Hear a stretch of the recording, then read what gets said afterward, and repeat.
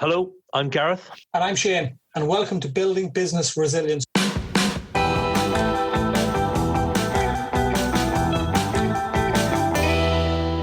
This is a podcast from Sanctuary Financial Planning, which helps growth business owners and social media influencers achieve financial independence. We're two passionate financial planners on a mission to seek out new ideas, tips and tricks to help you take control of your finances and run better businesses. We delve into the true goals and aspirations of our guests in order to provide you with some real value and positivity. Nothing outrageous, clear, simple, solid financial solutions. We also have a YouTube series to accompany this, and details will be at the end of the show. So let's move on to our guest.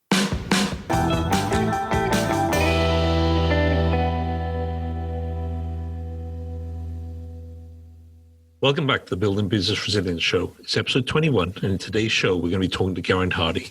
Geraint is a successful businessman, TV, radio presenter, agent, content producer, and all-round family man with over 15 years' experience. He started his career in live children's TV on S4C, moving into sport, then radio as part of the award-winning Capital Breakfast Show. This has led to a multifaceted career in business and media. Sport plays a huge part in Geraint's life, and he talks passionately about it. Even as a corporate hospitality company, 218 Events, that specialise in exclusive experience events with a sporting theme. I could go on, but I'll leave the talking to the man himself. So, without much further ado, let's get started. Hi, Geraint, how are you? Yeah, very well, thanks. You guys okay? Geraint, good afternoon. Yeah, we're good.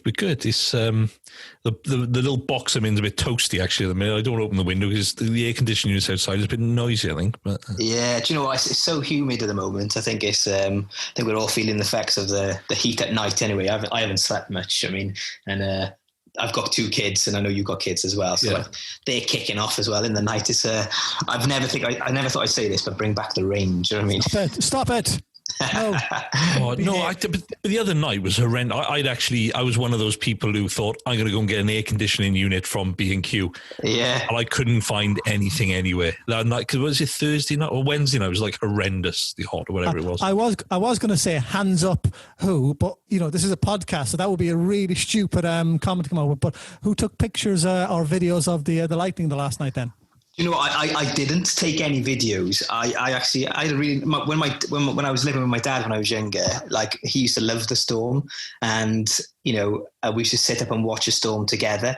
And then for the first time ever, I did it with my eldest is 5, and he wasn't asleep. So I thought, you know what?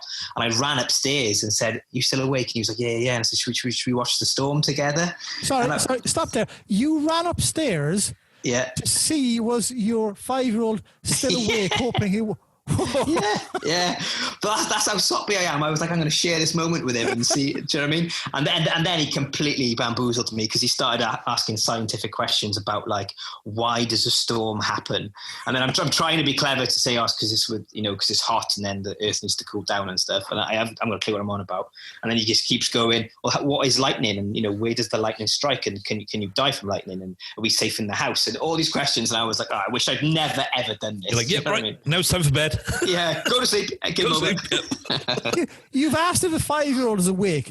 In their brain, there's no concept then of going, right, okay, I must go to sleep now. No, you've come up to see am I awake, and you've given me permission to stay awake. So do you know what? I'm going to stay awake. Yeah, it's all them parental things. So that people, people preach at you when you first had dad and say, "Don't do this, don't do that."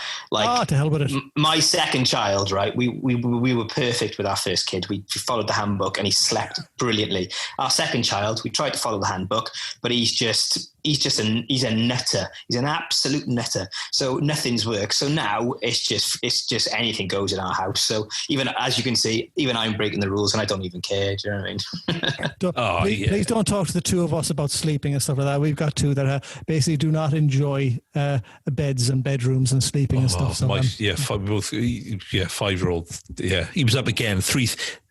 We got this thing at the moment on a Thursday, and I don't know what it is, but he will wake up before 3 a.m. for the day.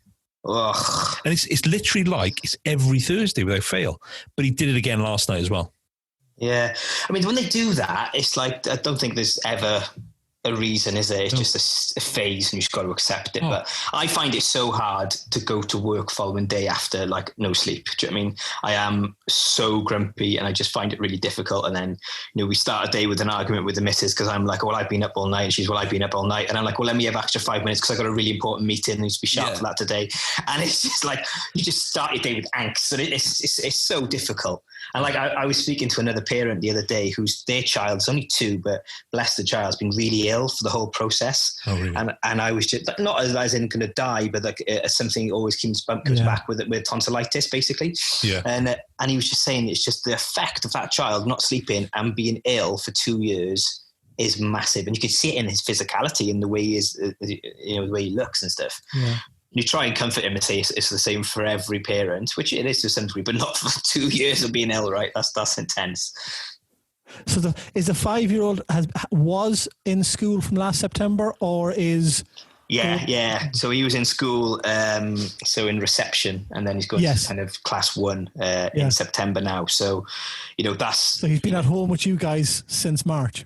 Yeah. Well, my missus works for Welsh Government, so, for the Senedd, so she's been very busy in this pandemic.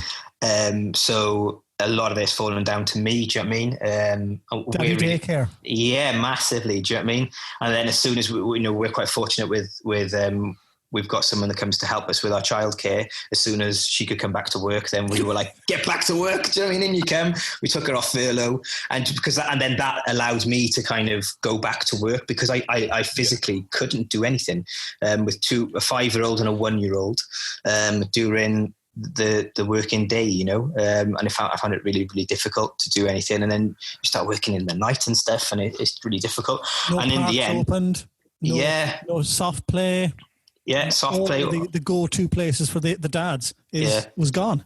Well, do you know what? Like we've got a good sized garden, so we're lucky with that. But my wife, and this will give you an inkling of what kind of woman my wife is, and I do love her dearly. Now be careful. Now we're recording. Yeah, right? I know. That's why I tell her all the time. She's probably listening next door anyway. Do you know what I mean? But she decided the first week of lockdown, with everything that's going on in the world, I want to move house. I found a house. Look at the size of this garden. It's amazing. So I'm like, absolutely not. We're not dealing with the added stress of that right now. What are we doing? Next month? We're moving house. You have no say in it. Joke. Luckily we sold our house very quickly, which is great, and we've sealed the deal on the other one. But it's been a challenging time though, and I'm sure you guys have felt it. It's been difficult. You obviously speak to some people who have been deeply affected by it, and some of the work I do has been deeply affected. And even those people who haven't been deeply affected by it, they are still under strain, because it's just change and new for everyone. And some people don't like change and can't adapt to change. Yeah. And it's been a process for everyone. Even people who are not working, I think, have found it difficult as well. People who are retired, because they've been restricted as well. Well, they lose out on the grandparent duties, don't they? They don't get to see their friends. They don't get to see their children, their grandchildren.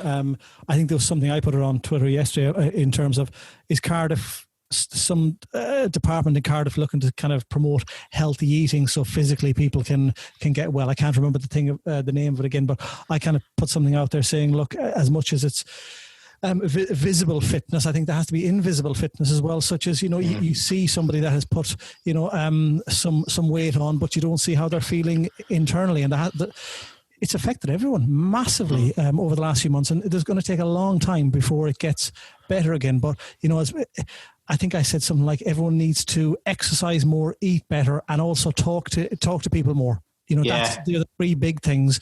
Talk to your neighbours, talk to your friends when you're allowed to. Take people out for pints, coffees, whatever it may be, because it's been horrendous for everyone in different ways. Everyone has suffered in some way. If you have kids at home, has been horrendous, but if you're on your own, you're not seeing people, that's been horrendous. So everyone has suffered in some way, and a lot of people have suffered in silence, which is wrong. Well, one thing that got me through the earlier months of lockdown was I insisted No. I insisted that I went for a run every day. I would say, I don't care what happens. I'm having an hour to go out and do it. Yeah. Just to have that, that mental freedom of kind of just being on my own. I've been listening to Jake Humphrey's Peak Performance podcast, which I think is really good. I don't know if you've listened to that. So listening to that, and then sometimes just completely switching off and just not even listening to anything, but just running, do you know what I mean? And just being free in my own thoughts, But I was actually reading something from Bill Gates in an interview yesterday, and he was saying, positive news, this in spring next year, we will have a vaccine of some sort, that will be, it might be a short-term vaccine, but you'll just get treated and then you have to go again in 3 months and stuff. So there's light at the end of the tunnel, but it's about surviving, isn't it, right now for so many people? If we can survive till April next year. It's a long time. Yeah, it's massive, because 3 months, most people, without the paycheck, they're bankrupt, apparently, I read as well. So, if we can survive till April, then I think there is a business and we'll all bounce back and we'll flourish again. But, like you said, Shane, it is a long time. It's a really long time. And in that time, it's a stressful time for a lot of people. Oh, the good thing, though, I think, is that it's been a recalibration of people. And by that, I mean, how many of us all aspire to have our big 4x4, our Rolex, our holidays in, the south of France or in America and all of this. And over the last few months, money, no matter how much money you had, you were still almost restricted in what you could do. And people have now realized that the things that didn't cost money, such as walking with their friends, having a drink, seeing their cousins, their aunts, their uncles, cost nothing, but they weren't allowed to do it. And people have taken stock of that. And maybe the concept of earning loads of money isn't as important in the future now as it was in the past, because a lot of the things that you took for granted, it didn't cost money. Going out, walking around your neighborhood, running, as you said, bar a pair of Beats headphones and a decent pair of trainers, is costing nothing. You don't need to be a member of a gym and stuff like that. So there's probably a good thing that's come out of it, that neighbors are talking more and people realize that the value of money isn't all it's cracked up to be. Granted, you need money to live on, but you can do lots of things that don't cost money and are right on your doorstep. Yeah, I mean, that's so true for me personally right now. I've been kind of for 15 years, I've kind of been working out of since I left drama school initially, and then 15 years ago, that was the plan, was to be an actor or whatever, and I did that for a few years, and then other things took over really. But I've been working extremely hard for 15 years, mainly because I've got fingers in pies everywhere. So my brain's been dragged to one headspace to the other.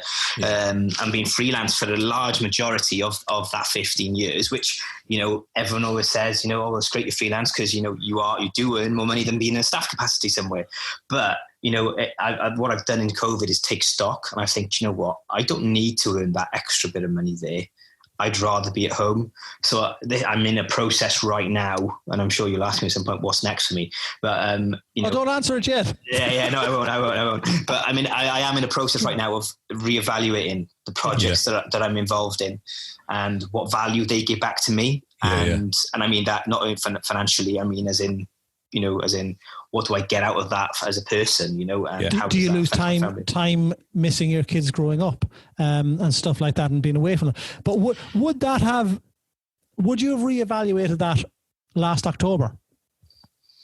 No, I wouldn't have. I think it has happened. Like I've said internally to a few people that I work with, COVID will change my life because it's made me take stock and made me think about what is actually important. And I know that sounds like a lot of people are saying that right now, but truly it has. And I've had big conversations with my wife about, why am I chasing this and what is the end goal? And the most of it, and I'm ashamed, really, well, not ashamed to admit it, but it's just true that it's been because of money. I've been chasing money, because I want to go on lavish holidays. I want to drive a certain car, and I want a certain watch on my wrist, and, I want to buy things for her, and I want the kids to experience that. And that's only natural, right?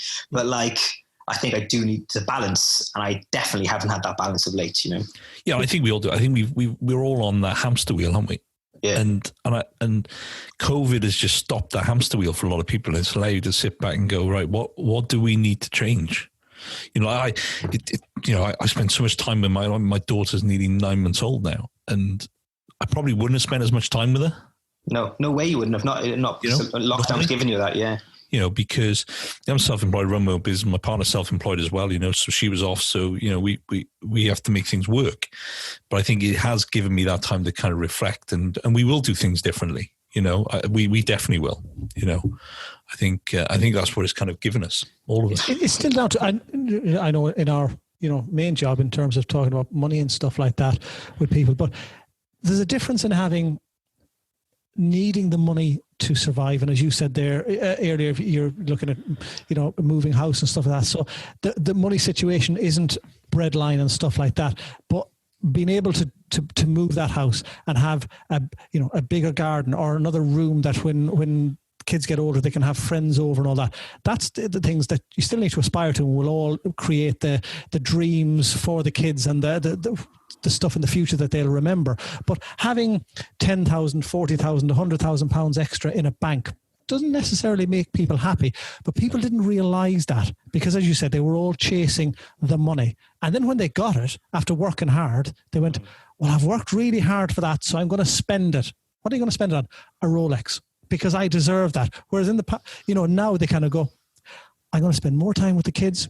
I don't need all of that stress with all of that extra work. And fine, I won't earn that extra money, but you know what? I don't need it because we're perfectly happy and content, and the dreams and the aspirations that I've set for the next 10, 15, 20, 30 years can all be met by what I want to do without taking all this extra on. And I can see the kids grow up, and I can spend more time with my husband or my wife, and I can visit my parents, and I can go and chat to my friends where I couldn't in the past. And I think people are taking stock of that, which is superb. I think also, though, it's brave of individuals to do that. I think if they, not everyone's earning big money and stuff like that. So, but then I think across the board, people are going to make these choices. Yeah. But then it's difficult then when the work comes in, or they get offered this and this. When you're freelance like I am, and then you go, God, if I do that and that, that'd be cool. So it's making that mental switch is really difficult. You know what I mean? And I'll, probably you'll speak to me in a few months' time. Did you do it? Did you do it? And I hope you say no. But hopefully I'll be telling you. But I think even if we just make small changes to what we've done, which just kind of adds that little bit of, I guess, different lifestyle angle. I think that would be it's the Dave Brailsford thing, isn't it? The recycling of changing 100 different things and doing 1% change with all 100 things is 100% change. And it doesn't take, a lot to make those 1% changes, but if it's the micro actions. I think that's it. And that problem, I guess you mentioned it now, so you're reevaluating the last 15 years. Well, what has the last 15 years been? Give us a bit of a snapshot of your journey career to this point. Gosh, all right, okay, so I left school 18, kind of just, and I decided when I was in sixth form, I landed a part in an S4C Welsh speaking drama. And before that, I'd always known I liked drama, I loved drama, but it wasn't cool to like drama in my school. Do you know what I mean? It's all about playing rugby, playing football, doing sport, which I did. I did all of that. And I was in the so-called popular group in school. So for me to break out and kind of say, I like drama and I'm going to be on the stage and I'm going to be on telly, I was concerned. I remember being concerned, people going, my friends won't like me and stuff. But then I secretly went to an audition for this TV program because my drama teacher pulled me to one side and said, listen, Geraint, I know you're good at drama. I know you're good, but you're worried about what your friends say. If you go to this audition, I bet you get it. And I remember it was a Six Nations International Day on a Saturday when the audition was. And my excuse to her at the time was, but the rugby's on Saturday. I want to watch the rugby. And I walked away. I didn't even tell her I was going. And then that morning, I remember it was like an epiphany moment, which completely changed my life. I thought, you know what, I'm going to go because it was open audition. So I just rocked up to HTV with Culverhouse Cross, which has been knocked down now. Yeah. It's now a housing estate. And I went to the audition and I got through to the next round. Before I know it, I was in a drama series earning stupid amount of money. And I was like 17 and it changed my life. And all my mates were like so proud of me. They thought it was amazing. I was on 912 buses across Wales. Do you know what I mean? With my picture from this series on the back of buses, on the side of buses, and I was like, okay, wow, follow your dreams. The people, if you're successful, then no one's going to judge you. Do you know what I mean? No one did judge me for being a successful actor. So I trained in drama school. I went to Paul McCartney's drama school, performance school. Came out of there, landed straight into a production called Vincent and Brixton, where I shaved where I had ginger hair and played Vincent van Gogh, because he lived in London between 18 and 21. He lived in a house there. So I did that. And then I came back to Cardiff to do a piece in Chapter, which I had to shave my hair off, because at the time, a lot of aid workers were getting kidnapped in places like Iraq, like British people were out there. So it was a contemporary piece on that. And then, I mean, this is, I can say anything on this, right? I can swear, I suppose. Okay, yeah, go for it. Do what you want. You're right. So in this contemporary piece, right, my character Viv was, we had kidnapped a Muslim person in Cardiff, so we'd flipped it what was happening out in Iraq. And so my character was stuck in a bedsit with this Muslim who was chained to a wall. And in the script, I had to simulate masturbating 3 times in the play, right? Because I was stuck in a flat with this guy over and over. So that's what young people do. And so from there, right, I went to the foyer of the Chapter then, which was completely different 15 years ago.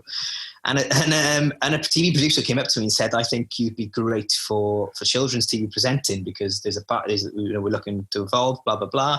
And we've had your details through on email already, and I've come to see you today. Would you come and do a screen test?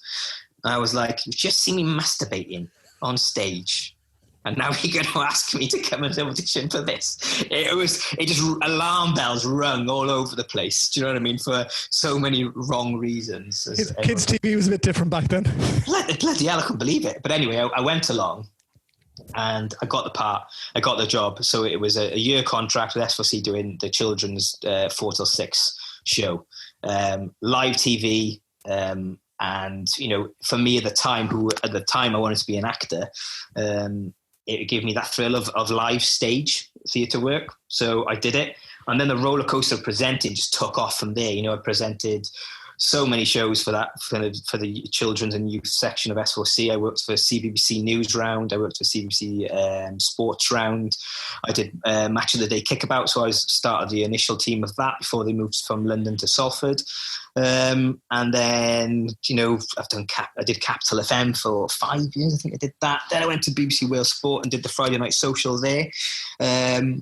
And then after Capital and while I was doing the BBC stuff, you know, I found myself kind of in the corporate market a lot, hosting and doing awards, and found that I really enjoyed being with people and connecting people together. And I was good at it. Do you know what I mean? And I could, you know, if you find yourself quite useful, I can introduce you to somebody. So then there came the opportunity to step into kind of talent management. So I got approached there. So I've developed Regan Management at the time, who've got offices in Cardiff, London and Manchester. They wanted to add a presenter wing. So, you know, they said, you know everybody, come in, set a presenter wing for us. And I've really enjoyed that work, because we've set up a really good roster. Karen Jones, a former First Minister, Scott Quinnell, Nigel Owens, Stefan Powell from Radio 1, some really, really good names. We've got some guys on Love Island this year. So we've got a cross-section of people. And I really enjoy the coaching element of it. I mean, an agent to some people is a booker. You just book people on. But I find myself more of a manager. So I enjoy kind of telling people what they need on the show reel, who we should approach, talking about the career plans for the future, you know. So I've been involved with that for like nearly 2 year and a half, 18 months now. So I'm really, really enjoying that side of the media. So I'm there in a self-employed capacity. So I've also got an events hospitality company, which sprung from, you know, this is what I'm saying. I need to calm down with my work, right? a lot of plates that have been spinning over many, many years. Yeah, and then so we cover my corporate work. I was always hosting matchday stuff and doing kind of Q&As with sports stars. And for my work in BBC Sport, and I've done Welsh sports presenting as well, I just know a lot of sports people, just naturally, do you know what I mean? And I was like, why am I coming to a sports hospitality event, being hired to do something? Because the truth is, you turn up as a presenter, right? And they go to you, just do as you want. What do you think you want to do? How do you want the event to go? So you run the event. You don't hardly you don't even get a brief off them. They don't even know what they want. They want to pay you to do it. So you end up doing everything really. So I just thought, well, with another presenter friend, we just set up the company and went for it. And it's been very successful. We do matchday hospitality, usually in Juries in Cardiff on Six Nations Day. You know, we've done evenings with the likes of Warren Gatland and Sam Warburton and stuff like that. And it's gone really cool. So that's, you know, that's my little sideline, which I enjoy. Do you know what I mean? And it's really good fun because it's opened even more avenues for me now. So I'm being asked to do kind of media consultancy and corporate work for, so there's a few companies that are who are basically known as, you know, broadcasters, and they provide content for broadcasters strictly, but they're looking to tap into that corporate world. So they think my skill sets would be an asset to them. So they've asked me to get involved as well. So there's a lot going on, but I really enjoy it. And then every now and again, I still get asked to post and present stuff, which is exciting, you know. It seems crazy that listening to all the stuff that you're doing there, it's like, where is the time to, you know, with two little ones, you know, spinning all of those plates? How the hell have you adapted, or how has the family, both of you, adapted through the last 6-7 months with all of this going on? Are you still spinning all of these plates, and how have you coped and adapted with all of that? I think one of my strengths is that, you know, I'm open-minded, and I'm quite flexible in my approach to things. And I think that came from drama school. You know, that training, it makes you open, and you have to understand that people work in different ways. So when the pandemic hit, it was okay. So the event sector shut down. Yeah. So our Wales versus Scotland hospitality, you know, got shut down 18 hours before it was due to start. 15 minutes before. Yeah, it was, like, we were set up, we were ready to go. Yeah. So with that, it's just a matter of adjusting. Okay, let's just accept that we can't control that. So why are we trying to control that? Why are we even worrying about that? It's not great news, and we probably have to give a lot of money back to people if the event doesn't go ahead, blah, blah, blah. But we can't control it. But what can we control? Right now, what we can control is we can create a profile for the company. We can keep working away at that. So bringing the media skills in of mine and my partner, Owain, you know, we've been doing video casts with sports stars and just chatting to them, do you know what I mean? And offering then, you know, companies, you know, if you want to shout out on that, then, you know, we'll help you during the pandemic because you need help right now. It's not about you paying us and sponsoring us. Do you know what I mean? It's about us giving you an arm back. We're building relationships, Dave, through that, you know? So that looks after itself. And then the management work is just a matter of kind of seeing what's out there. Again, it boils down to relationships, doing what you can. People, understanding that people are all in a similar boat where, you know, there's one broadcaster I won't name, but they furloughed a lot of their staff. So how they are able to broadcast when they've got a whole channel to fill is really difficult. And then it's, you know, telling the clients, listen, this broadcaster has furloughed that section of their broadcasting company. There won't be any plans now. We're all in this together. You're going to have to sit tight. Do you know what I mean? But in the presenting world and with social media these days and influencers and stuff, that side of the company is ran and it's made money. Do you know what I mean? Yeah. But I think it's just about adjusting. And I've got a very understanding wife. She, as I said earlier, she works for government, so she's been really busy as well. But it's just been kind of doing what you can and hoping that people understand that, really, you know. So yeah, it's been difficult, but I think it's just kind of not trying to control anything, just controlling what you can and accepting the situation that we're in, you know. Has she been busy with work, or do you think she's been busy on Rightmove for a lot of the time as well? Yeah, that as well, yeah. Well, luckily that happened early and it was done and dusted then. Can you imagine I said no and she was looking at all through lockdown then? No work would have got done. What motivation for you? Has it changed over the years? As in, when you mentioned earlier about the drama and stuff like that, was that to get in because of the love of that or money, or has motivation changed over the last 15 years then in terms of the work that you're doing? Yeah, I think my motivation is I want to be happy and I want my brain to keep learning. That's really important for me. I you know, even though I sit in an office a lot of the time now compared to what I did in previous years, the thought of being 9 till 5 in a job that I don't like would kill me. And I know thousands of people have to do that, but I watched my father, you know, through as I grew up being a sports commentator in a job that he absolutely loved. So I don't think I was ever going to be a 9 to 5 kind of guy, because I'd watched, the man that I really admire do something and thought, oh, you don't have to be 9 to 5. You can do this. There's other things you can do with life. It's not just working in an office. But my motivation is just to do things that make me happy and challenge me. But on the flip side of that, because so many things interest me and I think, oh, that's interesting, and that would motivate me in another way, and I'd learn something there, then, I want to be involved in so many projects.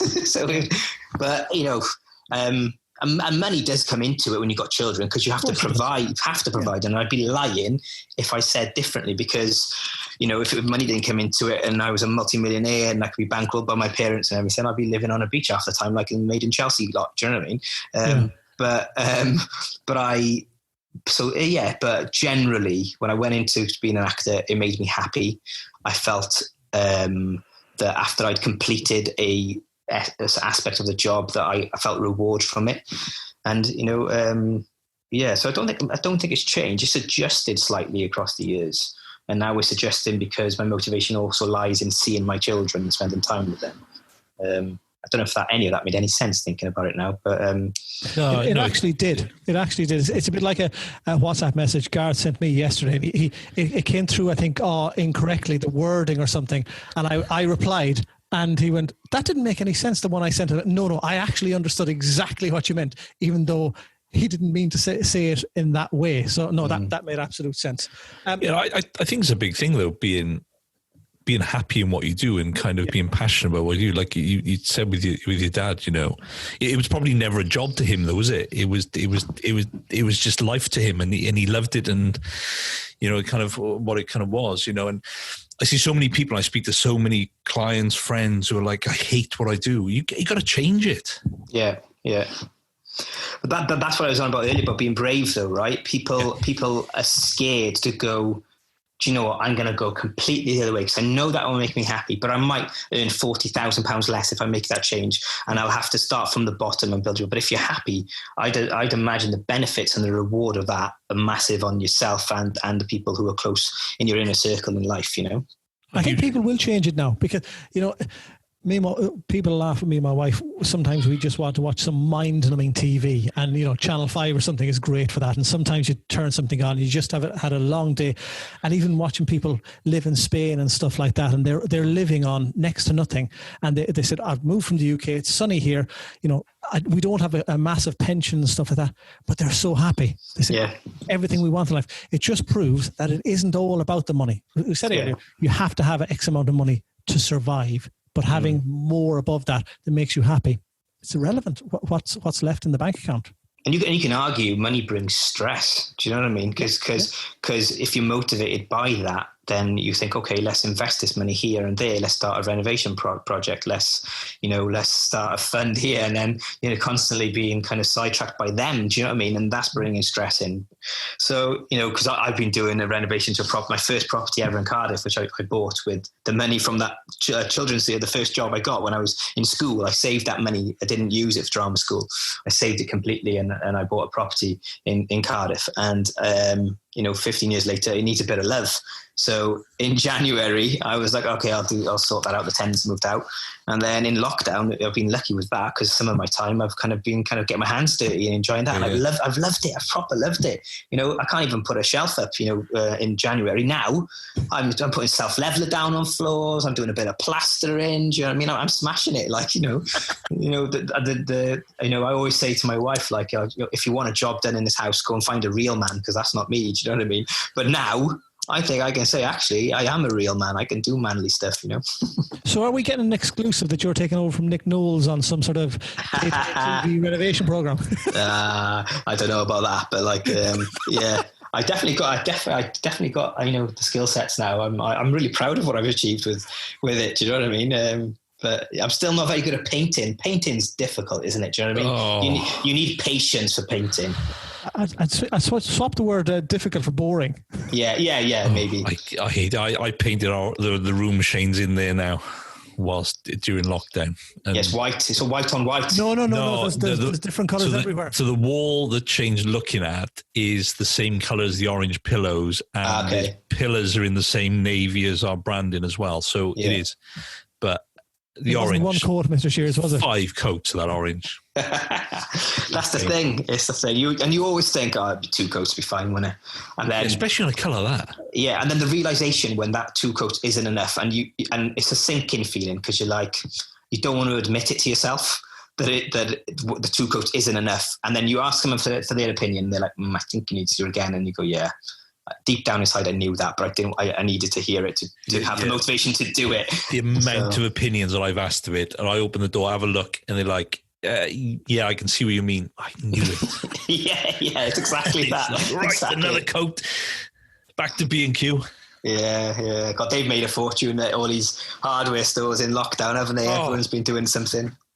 I know. A client of mine actually owns a small hardware store in out on Cabbage Road. Yeah. And he said, because the likes of B&Q closed down, didn't it, for a bit? Yeah.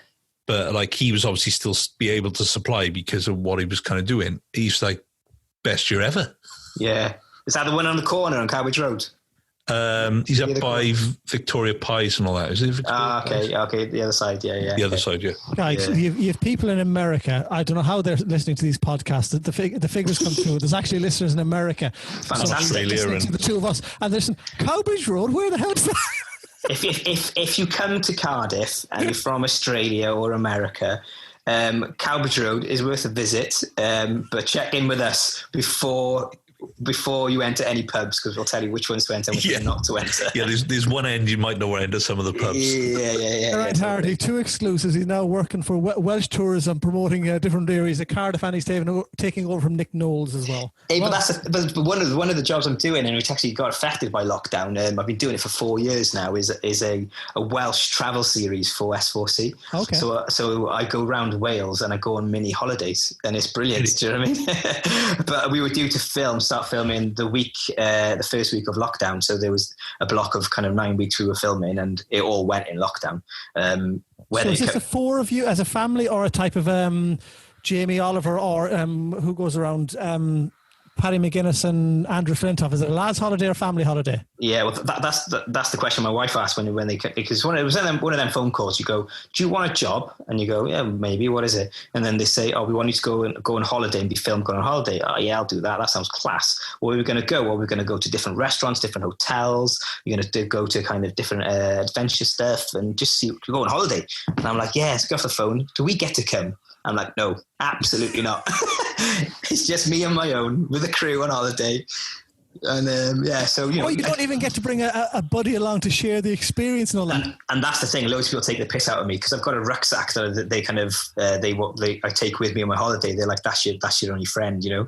But I meet so many people. So like, it doesn't look like I'm on my own always on holidays because I'm always kind of, you know, going on a walk with someone or meeting people along the way. So it's really you're sat nice. in a restaurant and there's 3 camera crew that nobody sees, and you're sat there on my own, mates, eating. Yeah, really nice. This is, yeah. That's what it is. But that's the thing, because that's the beauty of it, though, right? So next you go, okay. So there's talk of pitching a Six Nations one. So we go to all the places the rugby fans go for Six Nations. So that's good.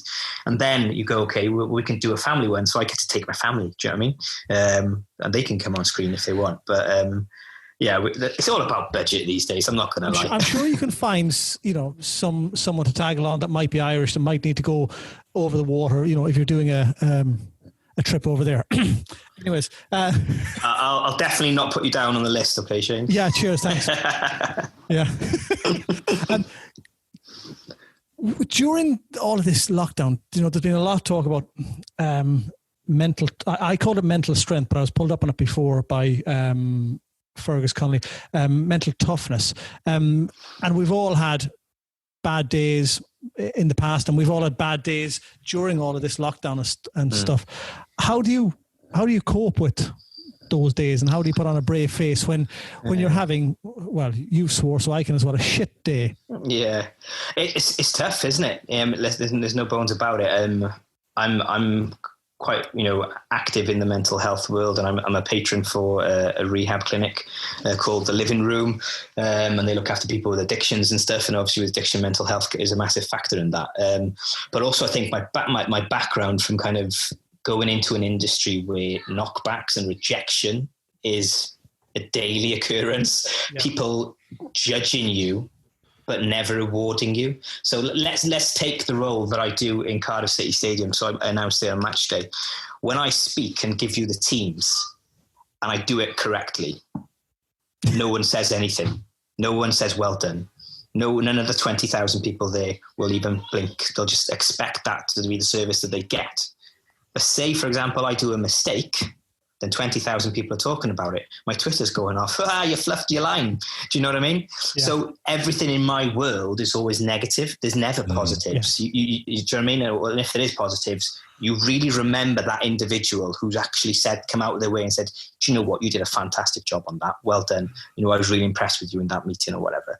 So I think, you know, the knockbacks and the rejection, the world that I'm in, kind of prepares me quite well for COVID, where, you know, things, you put plans in place and then they're pulled away. You know, when I went to work to, you know, the BBC, it was a freelance contract. It was probably my favourite job I ever did, because it was me chatting for 3 hours about sport with famous people who would walk the walk, not people who were pundits who pretended that they knew. Do you know what I mean? Yeah.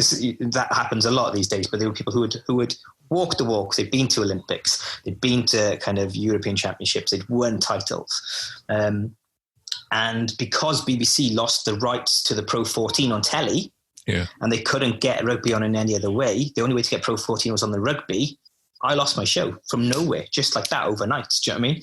So things like that, and COVID, similar to that. COVID came from absolute nowhere and smashed us in the face. So I'm used to that in a way. It doesn't make it easier and it doesn't make it harder, but I've got thick skin like a rhinoceros. Do you know what I mean? You need it in this world.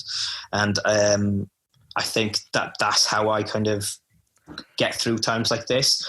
And that bounce back has been part of my makeup for 15 years. So in tough days, to answer your question, it's just something I think I do naturally. And I'm lucky that I do it naturally. And there are some days, honestly, you know, I'll be talking to someone and they you know, a client for the management side of stuff, and they're saying, you know, I'm going to have to apply for a job to drive on Sainsbury's vans or whatever. I don't know what I'm going to do. I've got a mortgage. My wife's going mad at me, telling me to leave the industry.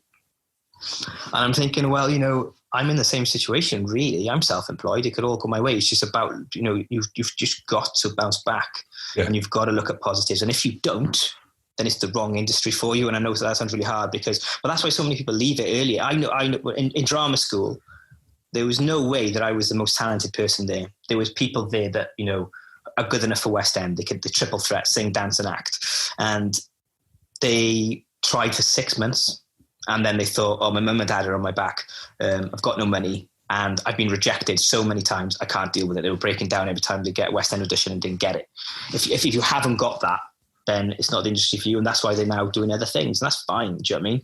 But then some of my friends, you know, are going into films now, but they've been knocking on the door for 15 years because they're resilient and they're willing to go again. And mentally they are tough. And they understand the world and the nature of the world, that just because you got an audition, just because you got an interview or whatever, doesn't mean you're going to get the job. Do you know what I mean? And now 15 years later, they're not more talented than they were 15 years ago. They're just as talented. They've got the skill sets. Now they're getting their break and now they're doing really good stuff. So, but mental health is such a big thing these days, as I know you're both aware. But, you know, I think it's so good to talk. That's why I enjoy doing podcasts and talking to people like this, because we're just chatting, aren't we? You know, and we're learning from each other. And we're also, you know, sometimes through me listening to you or someone listening to me right now going, I'm in the same situation. I'm not alone in this battle. And it's nice to know that you're not alone. Yeah. It's one of the things we kind of said, bringing these out at the time of, hopefully, you know, the people that may be suffering a lot, I'm not going to say most, could be business owners who are stressed and stuff like that.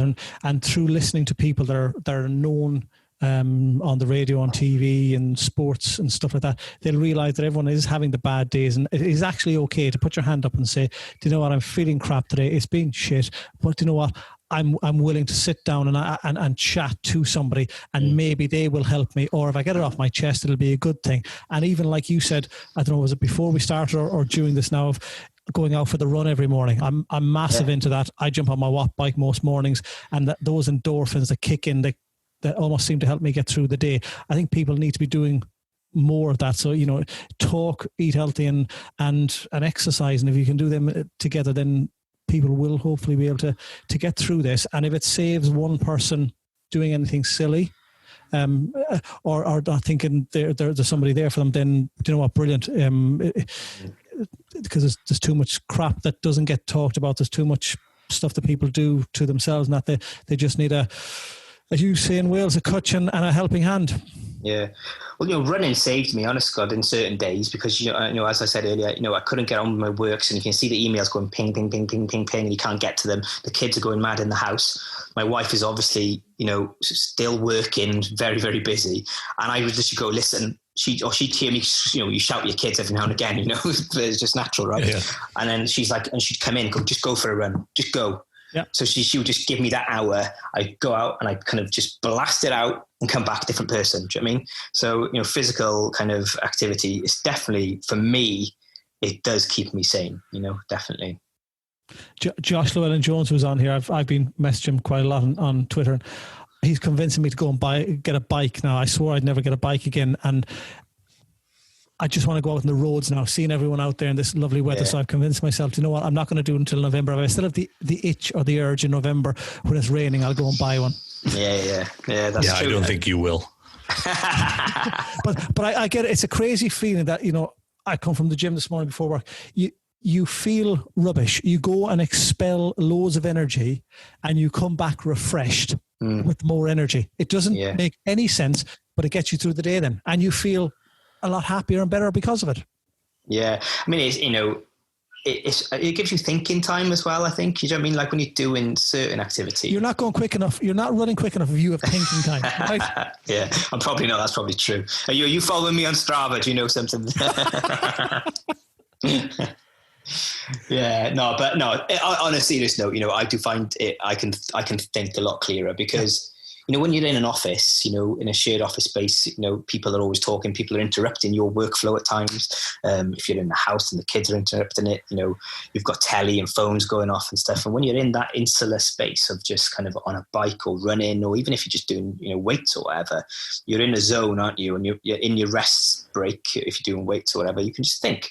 But while you're running, I find it so good for me just to kind of just let my mind wander. And sometimes I think about the strangest of things. But it's because I've got that freedom to think and that's really nice, Yeah. I've noticed earlier on, it's gone now because we can see you on here. Had you a little Lego man earlier? Was that what sorry. Yeah.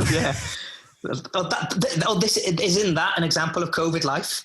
That wherever I'm sitting down with my laptop, like I sit on a Lego that my son has kind of made, which is kind of, I don't know, it's one of the raccoons or something. A raccoon, yeah. Yeah.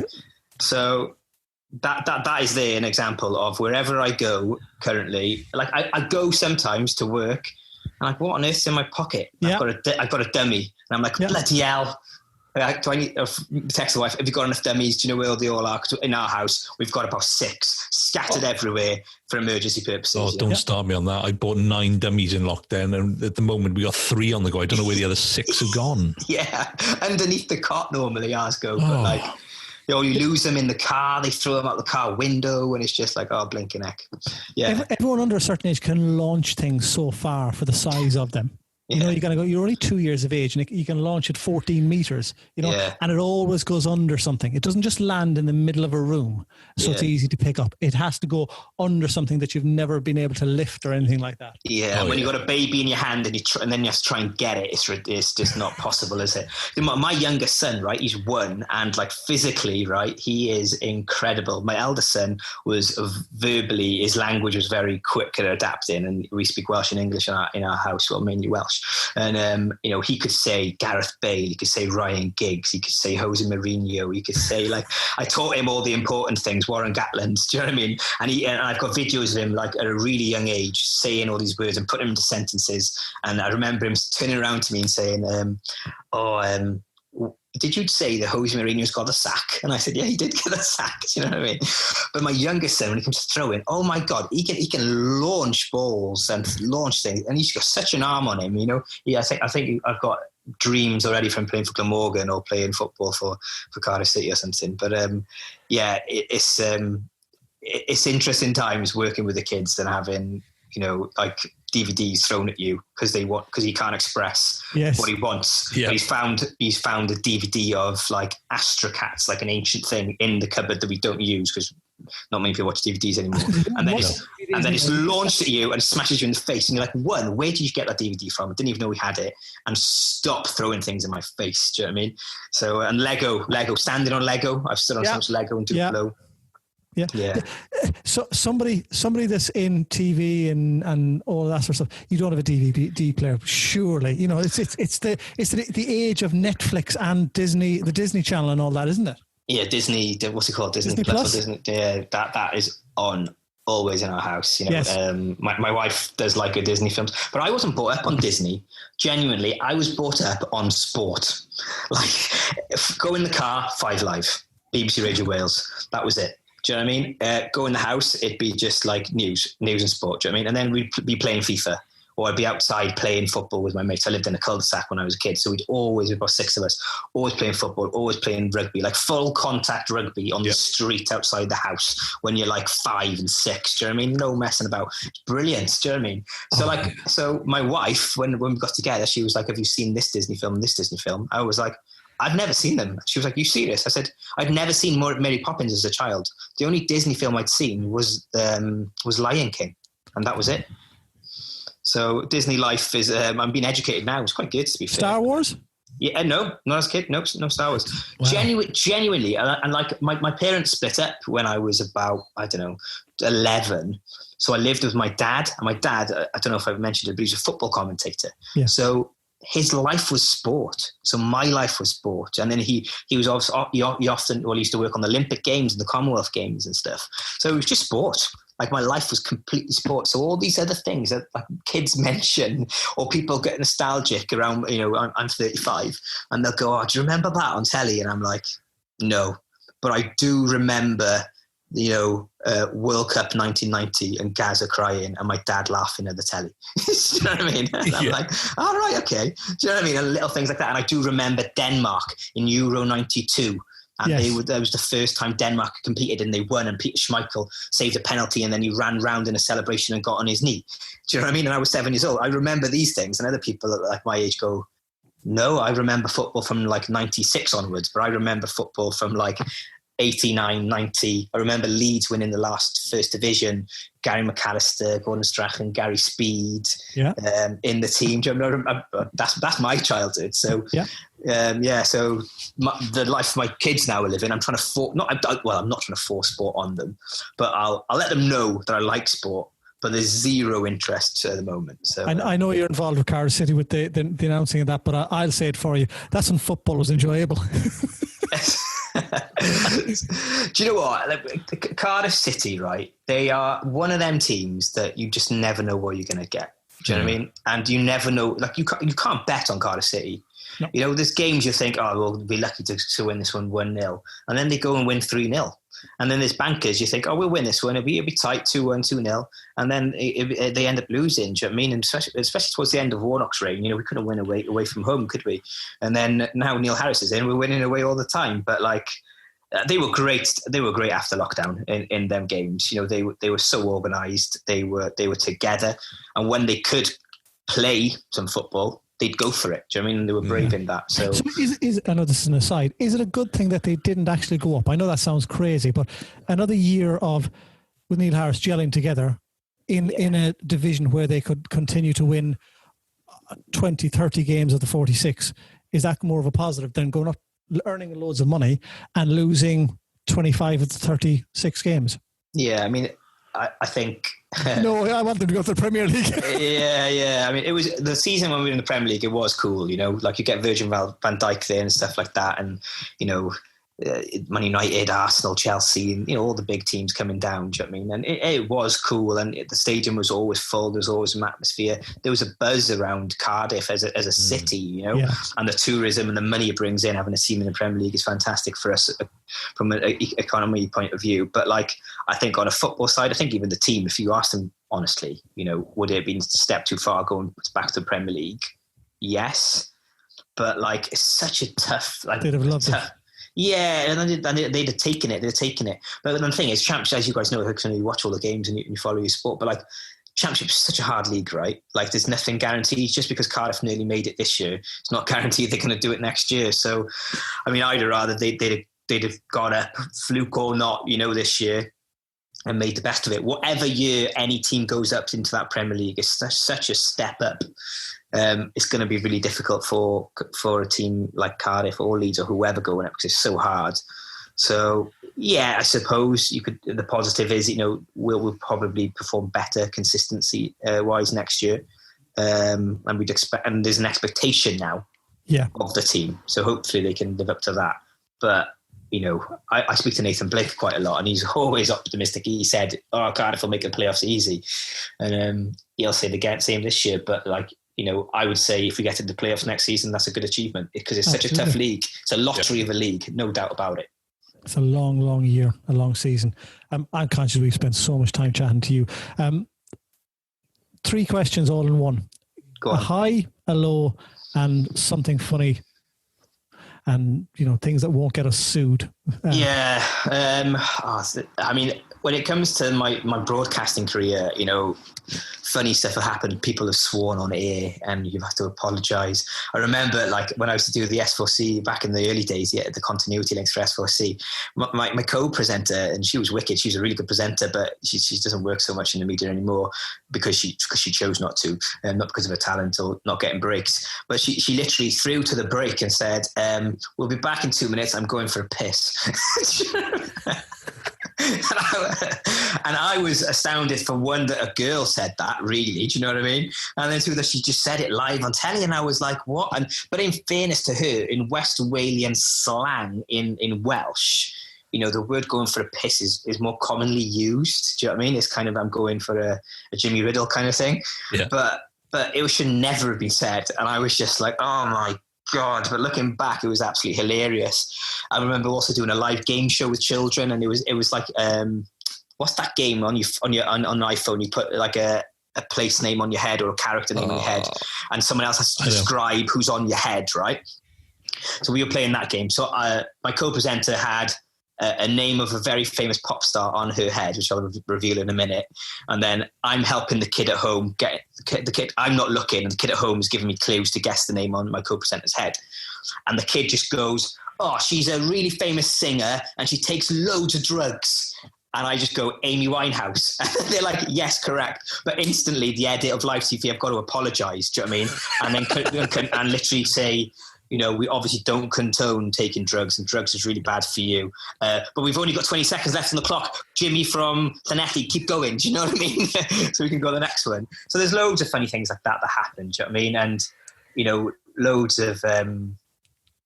loads of funny things, I hear these days with contract negotiations about people demanding certain fees and, not having a grasp about where they're at really, and what is actually a fee that they can command and ask for these days, So that's quite interesting. And highs and lows. I've had so many highs, if you'd have asked, the 7, 8, 9, 10, 12-year-old me, if you'd have broadcast live on national radio, if you'd have worked on Match of the Day Kickabout and on Sports Round and News Round, if you'd have, met, had met and have people's phone numbers in your phone, do you know what I mean? The people like not to name drop, but like Warren Gatland, do you know what I mean? It's just like, it's really cool. And and every now and again, I'm like, oh, that is really cool. So, and, I'm blessed I enjoy talking to them, and I enjoy kind of tapping in on and having a friendship chat with a lot of people who, as a child, I grew up watching do sport, which is really cool. And now, now they turn to me for advice, which is quite strange sometimes. So yeah, there's lots of highs. Lows, there's constant lows, if I'm honest, because like I mentioned earlier, the way the media industry is that all the kickbacks or the negativity? Yeah, I in my early days, I remember going constantly on the train to London for auditions, for really big jobs. And, they would have changed my life completely. Now it would be a household actor name now if I had got them. Do you know what I mean? And you don't get them. And when you're 21 and you're fresh faced out of drama school, you think you're going to be the next, like Eddie Redmayne or whatever. Do you know what I mean? Yeah. But I learned really quick And I had a girlfriend at the time who was a dancer, and she was 2 years older than me. So I kind of watched her in my second and third year of drama school going through that process. So I learned quickly off her, okay, this is how the real world works. So I've been close to getting really big jobs and they haven't gone my way, and that's fine. But you learn from them. And I think that's the most important thing, to learn from every single thing. And at times it's difficult to see a positive in a negative, but I think you've always got to. And I think that's transferable across life, not just in my industry. But I can't specifically say there's one low, I remember, when I finished with Capital, that was the day that I went into Capital, and basically because I was involved with BBC at the time, they just said, listen, you more or less, you can't work for both broadcasters, even though I was freelance, and I'd asked permission to work for them. Do you know what I mean? But they didn't like it internally, and I've previously then found out that, my name in the office in management meetings was like, why on earth is he tweeting about BBC when he's working for Capital? Do you know what I mean? But I was a freelancer. So, and I'd asked permission. So there's regret from my point of view that people didn't have an honest and frank, open conversation with me. Do you know what I mean? Was that why you stopped it on the breakfast show? Yeah, literally. Oh, right, okay. Because I listened to that for the whole time that the three you were on there. Yeah. And I went into a meeting and they just said, like, more or less, we're going to have to stop the contract if you're still working for BBC. I knew there was a shelf life to that Capital contract anyway, because Matt and Polly left about 9 months later. Or it wasn't long after that, was it? So I was like, well. And by then, I was, I found it, and no disrespect intended at all here, I found it a bit childish, the content we were doing. I wasn't getting the buzz from it, really. It was set up all the time, and I just wanted to do real talk radio at the time. And when I went to the BBC to work on that show, I was so excited to be in that studio, for the light to go red and to go on air and talk about something that I thought was really interesting. And, and I blagged it for years on Capital. I didn't have a clue who, I was linking into songs. I had no idea who they were. Do you know what I mean? I was just like, who on earth is this pop star and that pop star? Because, it wasn't necessarily the music choice that I would naturally listen to either. But I learned so much, like Matt in particular there, he's in all essence a proper DJ. He went from hospital radio through the ranks, so he understands his craft, and I learned loads off Matt. He was really good, and I loved my time there, and I loved. That was a long stint, wasn't it? 5 years, 5 years. Do you know what I mean? It's a long time. It's the longest I've ever been anywhere. Apart from that, it's like 2-3 years, and I tend to move on. But I really, really enjoyed it. But I do wish that it had ended with perhaps more open, honest conversations. But for me, it was a positive because I got to go to work for the BBC for 2 years, and apart from financially double bubbling, do you know what I mean? Doing Capital and the BBC, that was the only thing that affected it. Do you know what I mean? So, so there's things that you think, I wish that would have been handled differently. But that's me talking really, really honestly about the situation. Do you know what I mean? And whether they would speak honestly about it on a management point of view, I don't know. Do you know what I mean? I know. And sometimes, sometimes you're like, let's have that conversation. I'm ready to have a conversation. I'd have had it there and then that day.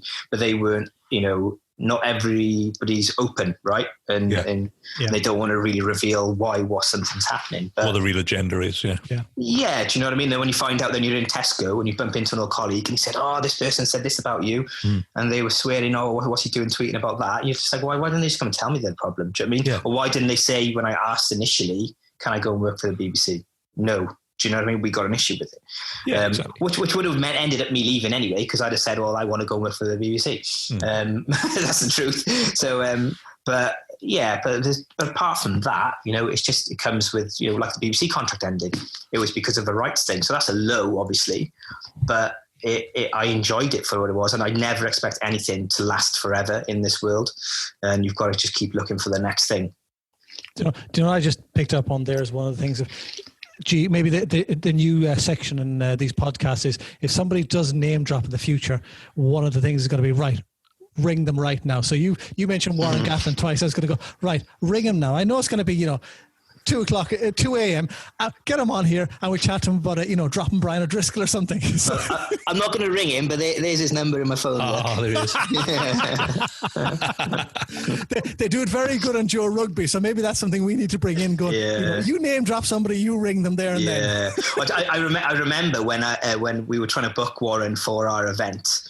And it was basically, we did it down in the Parc y Scarlets, and we were going to sell it as, before the Rugby World Cup, the last time Gatlin goes to West Wales, and at the moment it is the last time he went there.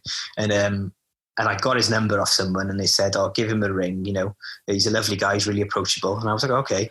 And I ring him, thinking. I rang him deliberately, like really early in the morning. It was like just after 9, thinking he won't be up. He won't answer his phone. I can leave a voicemail, and then when I ring him back in like an hour, he's heard my voicemail. He'll know who I am, and it'll kind of soften the initial minute of the conversation, right? So I'm there. I pressed ring. And literally, it rang for like, and he answered straight away, hello? And I was like, oh, hi, Warren. Like instantly answered his phone. I was like, oh, that's the last thing I wanted. But he's cracking bloke. He was like, oh, yeah. Sorry I haven't emailed you back, but yeah, I'm in for it. Do you know what I mean? He was brilliant. Do you know what I mean? And, whenever, like now, he's a cracking bloke. It takes a while to text back, but it hasn't gone his way in New Zealand, sadly, at the moment, is it? But no, I know. But I think he was always going to be. There was always that potential he could be hung out to dry if things didn't go right, and the criticism for him going on the Lions and not committing fully to the rugby out there, it comes with the territory, doesn't it? Yeah, but like when he was telling me that he was going to do the Lions job before it was announced, do you know what I mean? I was like, how do you feel about that? Because you've achieved so much within that role already. But like he's I suppose he's similar to me in a way. He just wants the next challenge. Do you know what I mean? If you enjoyed it last time, let's go again. Do you know what I mean? You can't be scared of failure. Like, if you're scared of failing, you're never going to go for anything in life, and you can't live that way. No, exactly. No, it's good. So I think we touched on it at the very beginning, but what's next? Take stock. I'm still taking stock, really. I've had a few approaches this week actually about various new projects for corporate kind of development work that certain companies want me to do. So we'll just have to see where that takes me, really.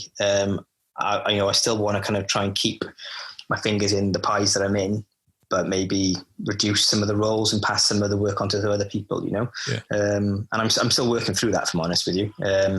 But it's definitely exciting times. Some of the projects, I've been asked to work on are exciting, but it's just, I need to find that balance in life, and kind of do a little bit less, which is kind of strange in the kind of current economic state that we're in.